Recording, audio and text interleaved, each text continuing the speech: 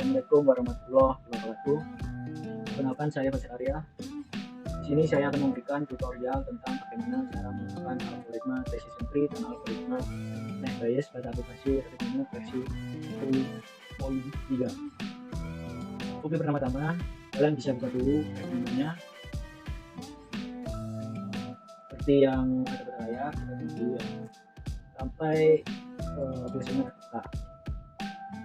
Nah, setelah terbuka maka akan muncul tampilan input.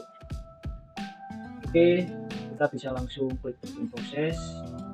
Nah, pada tampilan ini kita bisa lihat ya, pada bagian atas ini terdapat sebuah menu, kemudian pada bagian kiri ini terdapat repository dan operator.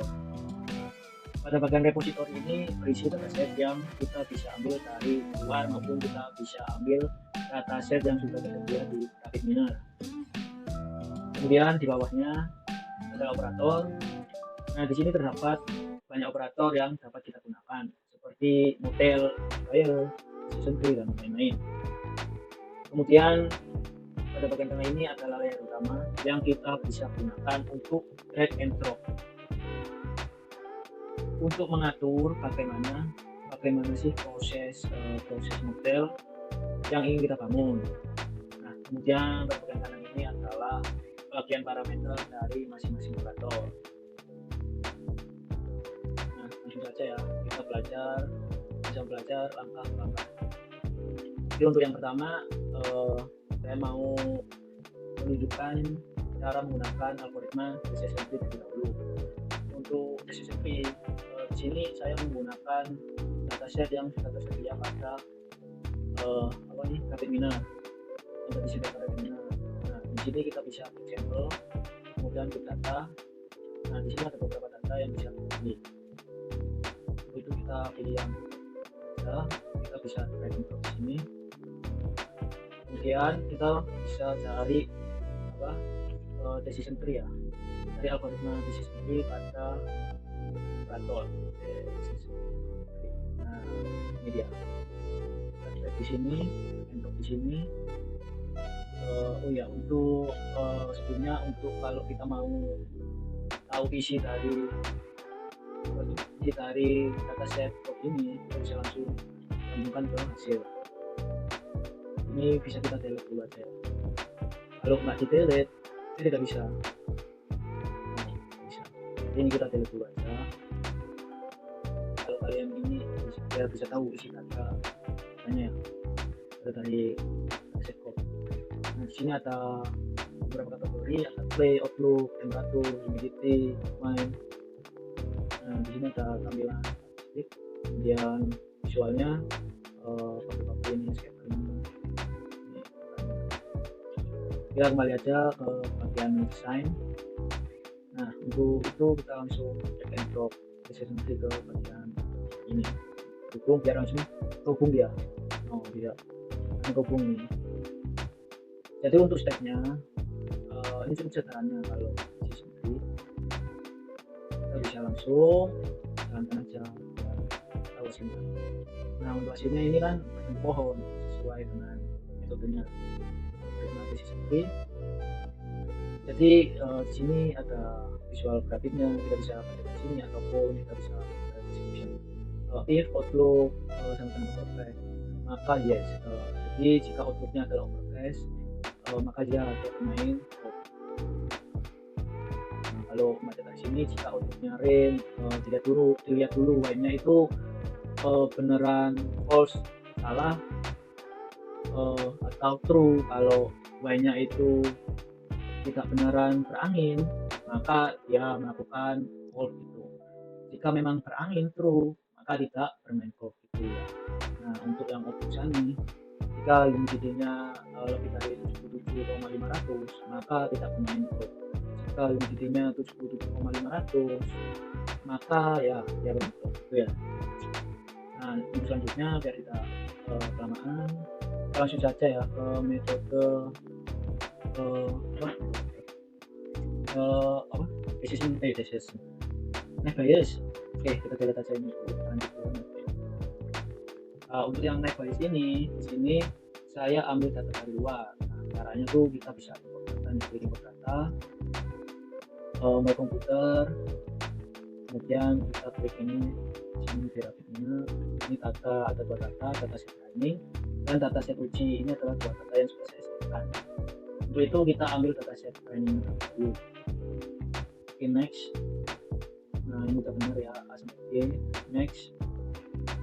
Nah, ini kan ada polinomial, integer, ya. Jadi ini tuh bisa diubah. Nah, polinomial, binomial, real, integer, datetime. Nah, untuk polinomial itu sendiri adalah data yang lebih dari 2 kategori. Nah, untuk yang binomial adalah data yang hanya terdiri dari 2 kategori itu. Nah, untuk yang real, integer, datetime, itu tuh menghitung data yang sifatnya kontinu, ya. Ini langsung kita lihat aja di sini kan, Januari sampai Desember jadi ada 12 kategori ya. Jadi itu masuknya ke polinomial. Nah, ini ada Shopee, Tokped, Microsoft, ini juga lebih dari 2 kategori masuknya polinomial. Nah, ini juga lebih dari 2 kategori masuknya polinomial. Ini angka ya, itu masuknya ke integer. Kemudian untuk yang ini, nah ini kan cuma ada 2 kategori ya. Ini harusnya kan binomial. Kita bisa ubah di sini binomial dan kita ubah juga role-nya, perannya tuh diubah ya, perannya diubah menjadi label. Nah, oke. Nah, kenapa kok diubah role-nya? Jika tidak diubah menjadi label maka akan error terus gitu. Nah, kita langsung next. Kita simpan pada local repository, kemudian data dan finish. Oke. Nah, ini adalah dataset training ya, isi dari dataset ini. Sama seperti yang tadi, ini adalah tampilan visual. Nah, lanjut aja ke bagian desain. Ini desain ya. Nah, ini kan angka awalnya kan itu ya, kita mau mencoba pada apa? Nebayes, algoritma Nebayes, saya menggunakan algoritma Nebayes. Jadi langkah awal itu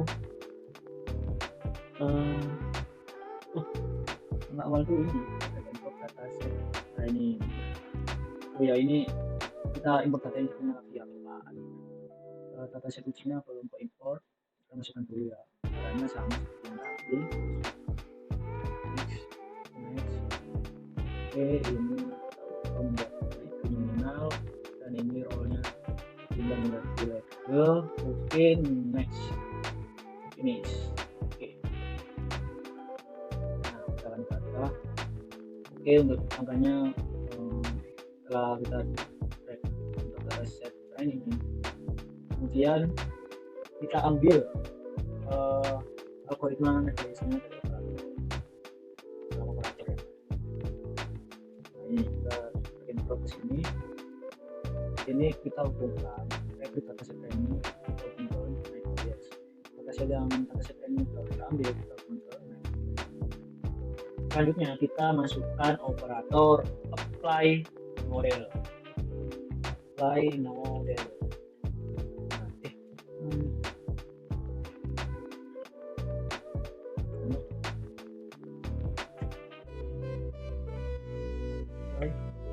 Ini loh,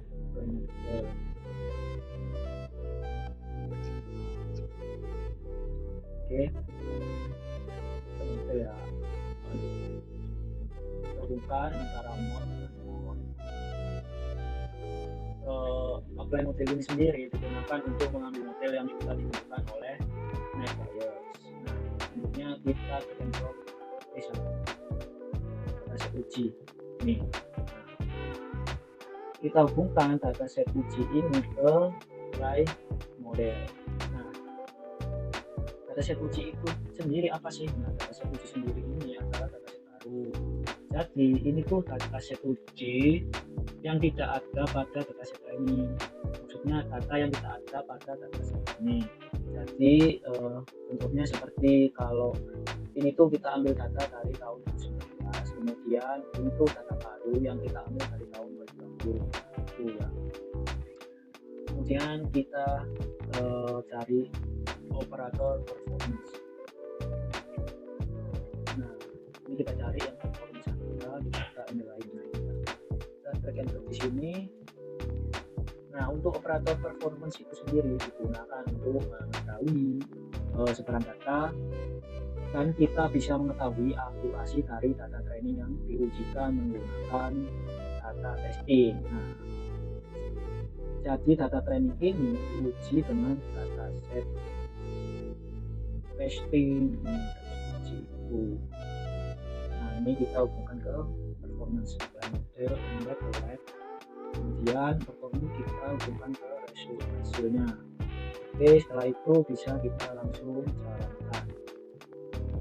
Nah, ini adalah hasil dari performance akurasinya ya, terdapat menghasilkan nilai akurasi 95,83%, kemudian precisionnya itu mendapatkan nilai 96,61%. Nah, ini tuh adalah hasil dari algoritma Bayes.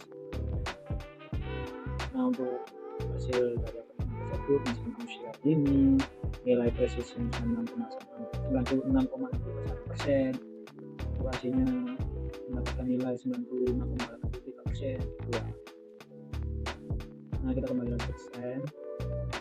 Nah, contoh aja nih, jika tidak mempunyai dataset uji untuk mengukur performa dari Bayes, di sini kita bisa melakukan teknik sampling data.